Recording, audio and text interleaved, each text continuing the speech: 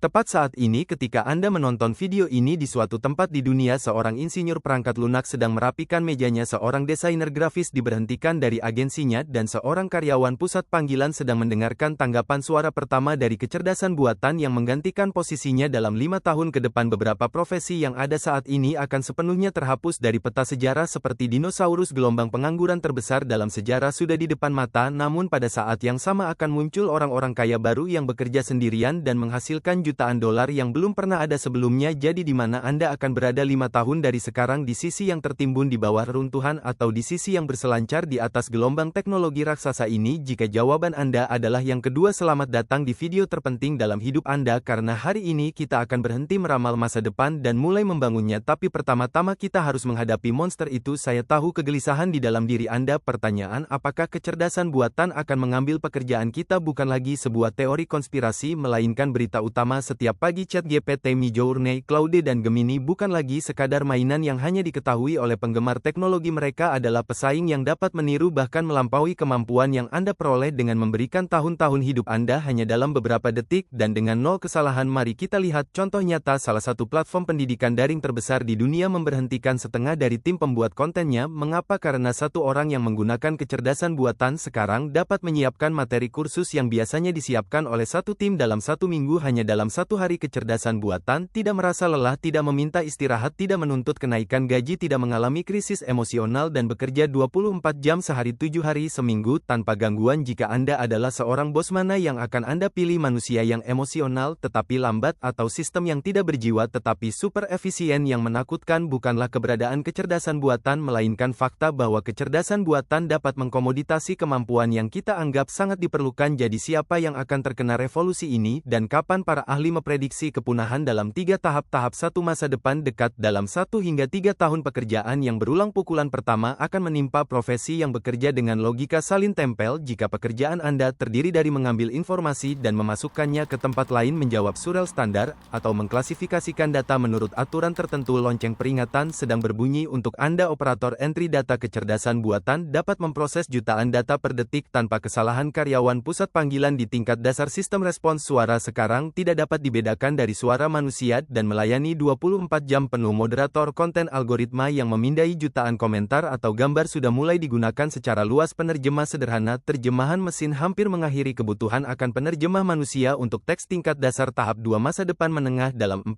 hingga 7 tahun pekerjaan kreatif tetapi berbasis template. Gelombang kedua akan memukul profesi yang membutuhkan kreativitas tetapi bergantung pada template dan aturan tertentu. Kecerdasan buatan tidak lagi hanya meniru, ia menunjukkan kreativitas yang dipelajari. Desainer grafis untuk logo dan poster dasar. Alat seperti Midjourney menghasilkan desain sederhana dalam hitungan detik. Penulis naskah untuk slogan iklan dan konten media sosial. ChatGPT dapat menawarkan ratusan alternatif teks berbeda yang spesifik untuk audiens target. Pengembang junior, kecerdasan buatan yang menulis dan memperbaiki blok kode dasar akan mengurangi kebutuhan akan pemrogram tingkat pemula. Analis pemasaran, kecerdasan buatan yang menganalisis kumpulan data besar dan menghasilkan laporan akan melakukan ini jauh lebih cepat daripada manusia. Tahap 3, masa depan jauh. Sekitar 8 tahun pekerjaan fisik dan kompleks. Gelombang terakhir akan mempengaruhi pekerjaan fisik dan beberapa bidang keahlian yang membutuhkan empati. Seiring dengan perkembangan teknologi robotika, pengemudi dan kurir, jutaan orang akan terpengaruh ketika kendaraan otonom menjadi tersebar luas.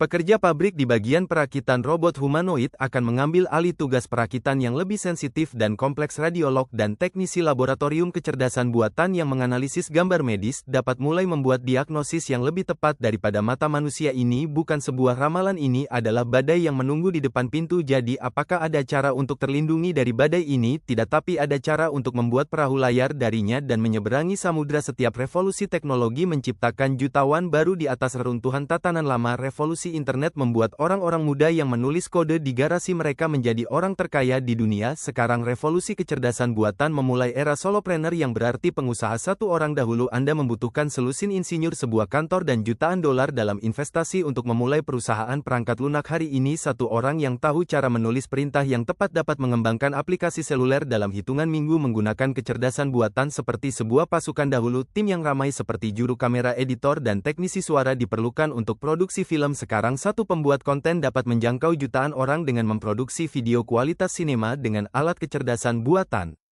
Kecerdasan buatan meningkatkan kapasitas produksi manusia 10 kali 100 kali bahkan 1000 kali. Itu bukan monster yang mengambil pekerjaan Anda, itu adalah baju zirah yang memberi Anda kekuatan super manusia. Pertanyaannya adalah apakah Anda akan mengenakan baju zirah ini dan bertarung atau Anda akan berdiri di tengah medan perang tanpa baju zirah. Ketakutan ini terasa akrab bagi kita karena umat manusia telah mengalami ini sebelumnya ketika traktor pertama kali masuk ke ladang. Ribuan petani berteriak mengatakan bahwa kita akan kelaparan dalam revolusi industri. Para pekerja menghancurkan mesin tenun yang mengambil pekerjaan mereka dengan kapak. Tapi apa yang terjadi? Petani tidak menghilang pekerjaan. Petani bertransformasi. Ia tidak lagi membajak tanah dengan luku. Ia telah menjadi insinyur pertanian yang memperbaiki traktor, menanam benih yang lebih efisien dan mengelola lahan yang luas. Kecerdasan buatan juga tidak menghancurkan pekerjaan. Ia mengubah definisi pekerjaan dan kemampuan yang mereka butuhkan. Teknologi selalu mempensiunkan kekuatan otot dan tenaga kerja mental yang berulang, tetapi ia menghargai pemikiran strategis, pemecahan masalah, dan membangun ikatan manusia. Kecerdasan buatan bukan saingan Anda, ia adalah prostesis otak terkuat Anda dalam sejarah. Jika Anda tahu cara menggunakannya, Anda dapat menyelesaikan masalah yang paling kompleks. Sekalipun jika tidak, Anda hanya akan menonton masalah yang diselesaikannya. Jadi kemampuan dan profesi mana yang akan bersinar dalam tatanan baru ini? Berikut adalah profil manusia yang paling dibutuhkan dalam 10 tahun ke depan. Profesi yang akan naik di masa depan dekat: spesialis kecerdasan buatan dan insinyur prompt, orang yang mendapatkan efisiensi terbaik dari kecerdasan buatan dengan mengajukan pertanyaan yang tepat. Strategis otomatisasi, pakar yang merancang ulang alur kerja bisnis perusahaan dengan kecerdasan buatan. Spesialis etika dan auditor kecerdasan buatan, orang yang mengaudit bahwa kecerdasan buatan bekerja secara adil, transparan, dan sesuai dengan hak asasi manusia. Pelatih merek pribadi, konsultan yang membantu orang menonjol di dunia digital, bidang yang akan lahir di masa depan menengah dan jauh. Konsultan kesehatan yang didukung kecerdasan buatan antarmuka, manusia yang menginterpretasikan data medis dan menawarkan rencana kesehatan pribadi kepada pasien. Manajer armada sistem otonom, pakar logistik yang mengelola truk, kapal, dan armada drone yang mengemudi sendiri. Desainer dunia virtual untuk metaverse, arsitek yang merancang pengalaman untuk dijalani dalam realitas tertambah dan virtual. Pemimpin tim manusia, mesin manajer yang memastikan bahwa tim yang terdiri dari manusia dan robot bekerja secara efisien. Seperti yang Anda lihat, kekuatan manusia tidak menghilang, ia hanya berevolusi dari kekuatan otot ke kekuatan otak dan kekuatan hati. Saya bisa mendengar Anda bertanya, tetapi apa yang harus saya lakukan? Berikut adalah 3 strategi jelas yang akan membawa Anda keluar dari bawah runtuhan dan membawa Anda ke puncak. Nomor 1, menjadi melek kecerdasan buatan. Sama seperti tidak tahu cara membaca dan menulis adalah kerugian hari ini, tidak bisa menggunakan alat dasar kecerdasan buatan akan menjadi hal yang sama besok. Apapun pekerjaan yang Anda lakukan, tanyakan pada diri Anda setiap hari, bagaimana saya bisa melakukan ini 10 kali lebih cepat dan dengan kualitas yang lebih tinggi menggunakan kecerdasan buatan. Belajarlah menulis prompt dan temukan alat otomatisasi. Mereka adalah pisau tentara Swiss baru Anda. Nomor 2, menjadi manusia yang memecahkan masalah dan membangun strategi. Kecerdasan buatan memberikan jawaban menggunakan informasi yang ada, tetapi hanya manusia yang menciptakan pertanyaan dan strategi yang akan membangun masa depan. Delegasikan tugas yang berulang ke kecerdasan buatan dan habiskan waktu Anda untuk menciptakan nilai baru. Kecerdasan buatan adalah kalkulator. Anda adalah matematikawan yang menulis persamaannya. Nomor 3, kembangkan kemampuan manusiawi Anda. Ada 3 hal yang tidak akan pernah dimiliki mesin: empati, intuisi, dan kepemimpinan. Orang-orang dapat memperoleh informasi dari robot, tetapi mereka ingin terinspirasi oleh manusia untuk mempercayai manusia dan untuk terhubung dengan manusia. Kemampuan seperti komunikasi, persuasi, dan kerja tim akan lebih berharga daripada emas.